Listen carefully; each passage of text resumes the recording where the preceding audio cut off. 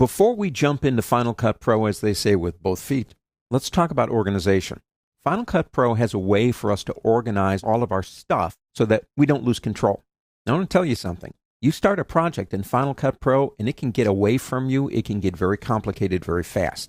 So let's talk about how we can organize with clips, events, and libraries. And let's start with clips. But don't forget, technical information is about to be disseminated, so please stay alert at all times. Clips are containers. Now, they are the smallest unit in terms of organization. They hold videos, audio, effects. If you can bring something in to Final Cut Pro, drag it down onto the timeline and manipulate it, it's going into a clip.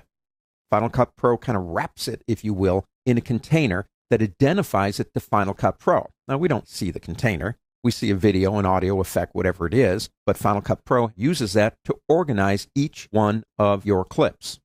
Now, the next is called an event. Now, an event container takes groupings of things, say like, for example, videos and effects and audio or whatever they are. Each one is its own separate container, but we create an event, and the event can hold groups of things. Now, you don't just have to have one for video, for example. You could have an event container for video for headshots, one for landscapes, whatever you want. Audio could be narration as opposed to sound effects. You can have as many as you want, or you could even do this. You could take every one of your clips and stick them all in one big event container and then go fishing every time you need something.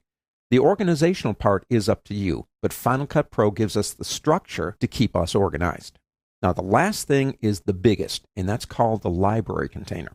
Now, since they're calling it a library, I'm going to make it a library. The library is the largest unit. It holds everything. It makes it easy to do a handoff to somebody else. If you want to give them the project, you give them the library, they've got it. So if we're using the analogy of a library, let me push that just a little bit further. The events are the bookshelves, and I think you know where I'm going with this. The clips are the books that are on the bookshelves.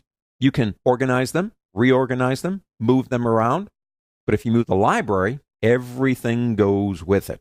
There you go. We're talking about containers. Clips, events, in libraries. It's important to understand how Final Cut Pro can help us organize our projects because we will be using these particular containers throughout this entire series.